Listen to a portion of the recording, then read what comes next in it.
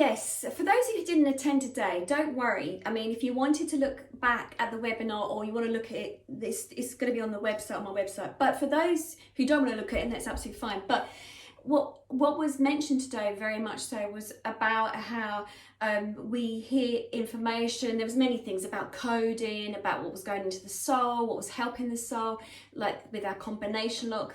You know, as I said a couple of weeks ago about certain numbers that go in, certain things we see, certain digits that we see, they're all like codes. They unlock information, they unlock stuff that's going on in our body.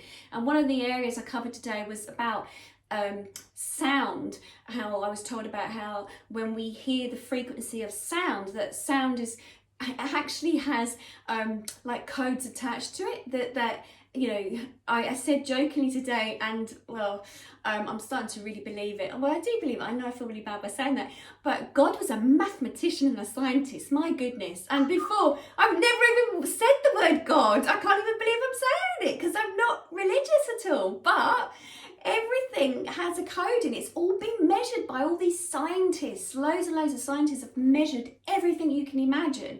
And they measured, in this situation, we're talking about sound, they measured the frequency and the hertz that we're just talking about, the tuning fork, for instance, that's here. So they measured everything. So what happens is, when you have this measurement, there is a number attached to it, okay? Now the body, it's like a matrix in the sense of computer systems. So we know computer systems have lots of digits and coding within it.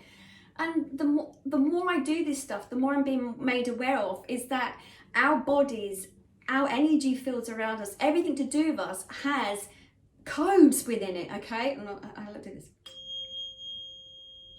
So attached to that sound, there is codes, and the frequency on here says M1 or MI, whatever it is, 528. And as I said before, when we look at the hertz, it's the same as, because this is a healing tuning fork, the same as the frequency that's been measured, that's within the actual earth, not the electromagnetic energy field on the external part, but inside the actual earth. So what happens is, when you listen to music, when you listen to sounds, that it resonates, it's sort of, you're porous, it goes, you're porous, there's many holes on you, they just said, it's porous, it sinks in, it soaks in through your body, not only just through your ears. I've done this before when I said about how the body's made up a large volume of water, and we know with Haddo, I think it is, where they did that experiment, the water experiment, that you can Google, and there's information about that, about, you know, the amount of water in our body. I think it's what, 85 or something like that percentage wise. And the experiment with the water is like 3 cups of water or 3 containers of water. You know, if you shout at that container of water and then you freeze it in the freezer, the actual icicles and the cells in there, like creating the ice and like it's almost like snowflake sort of thing, the shape of them, how they turn out to be like. And then if you're calm to one container of water, that again, the actual icicle, the snowflake within inside of it is a different sort of shape. It's all symmetrical and it's beautiful. And again, meditation. So we know there has been loads of experiments done on this. So it's the same thing. And the experiment goes back to the human body, that when we listen to sound, music, or any sound that we feed into our body, and our organs are sort of bathed in this liquid in our body, it affects every part of your body. So, you know, this research was saying that, you know, if we look at children who, or anybody that's brought up in a very violent background or a family, and they're hearing shouting all the time, you know, they're going to actually, it's going to resonate these sharp sounds within the body, that it affects the actual organs in your body, because your body's feeling that stress as well. So, you know, for yourselves, okay. And also they mentioned today in the webinar about how, you know, the frequency and the sounds, if, for instance, being in the countryside, to hearing bird song, to sometimes hearing children laughing, it's different sounds for everybody. So just not only music, you can also hear, you know, as I say, the waves, whatever it is, but it feeds within your body, it feeds within your organs, and it bathes your organs. So, and we know also that if your body's in your internal body, your internal organs are in in an environment in that, you know, like what's they called, those dishes in an experiment sort of thing, you know, if your organs are in an environment within you that is in a happier place, in a calm place, the petri dishes, that's what I was going to say, that's what I heard, then we know that you're going to have optimum health. But if you are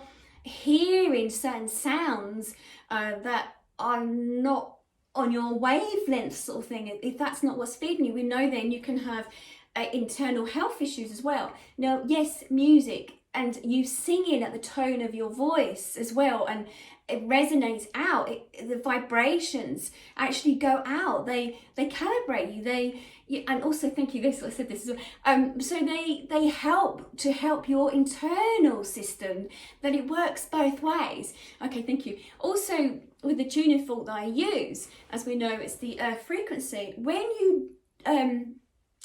When you send your root system down in a meditation, your roots are going down, deep down from your sole of your feet, going down into the earth, into the planet Earth, and connecting with the core. So if she's vibrating this healing frequency, and all the crystals that you might have are then sending out, you know, they're picking up on the frequency and the vibration within the earth, which they're created, then you're going to have this beautiful wave of healing that's going to vibrate and move up through your body.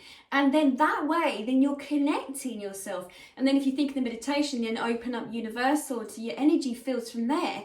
So you're a win-win. So yes, music, Andrew, very important. We've said this before, being aware and being mindful of the words that you hear through tunes as well. If you're starting to sing a song that's really doom and gloom, you're going to pick up on that frequency, that vibration of that song that could bring you down, and you could end up, again, words have a frequency that you send out. Each word, each letter has a number attached to it, you know, each word means something. So very important to be aware, if that makes sense. Yeah. Amazing. It's such a great answer, thank you, because I'm now going to go and get myself a tuning fork. To build on that, do you think, for example, in the opera La Boheme, I don't know if you know that there is, at the end of the second act, there's a really amazing, do you think people like Puccini knew about this kind of stuff when they read? Yes. Sorry, because they're like, woohoo! So, right, so all the information is out there in the universal field of energy, okay? So that just means environment around us, everywhere around us in the universe, okay? And what happens is, when you sort of go into that artistic side of you, you move from the logical mind and you switch over and to the right, and then you use that other part of your brain. When you allow yourself to sort of come out of the logical mind, you go into that artistic creative mode, okay? Now, there's lots of research into that when you switch over your mindset, when you allow yourself to come out of the logical mind, you go into that creative set and all the information's out there. So, you know, sometimes I know some of you have an idea and they sort of say, oh, I had that idea, but you didn't go on to create it, someone else did. The idea is out there for billions of you. All the information, it's like a huge net of information. And literally, if you're the right person to have that invention, the person that the poetry, the great poets, the scientists, Einstein, even Einstein mentions something about it as well. Newton, everybody, that it's sort of dropped into their head. You know, and sometimes when you have these ideas, you don't know where it came from, or it just came from nowhere, or I plucked that out of the sky. Some people have sort of said that. The ideas are all out there and they're creative, but the ideas have been created by source. It's just waiting for you to just go, right, okay, I'm ready for it. I'll have it, thank you very much. And that's why, same as like manifestation, it can be as easy as that. By just being on the same frequency of what you want, you just sort of pluck it out from nowhere. It just appears. So yes, all those that create, especially music and art and everything else that's out there, if you allow yourself to be in that creative mindset, not the logical overthinking, if you keep your frequency up higher, and so like with the meditations that keeps keeping you up on a higher frequency, all those information, all that idea, they're all there. They may not know exactly where they came from, but they're just there waiting for you to pick it, just like a tree with apples. That's what it just showed me. Does that make sense? Yes.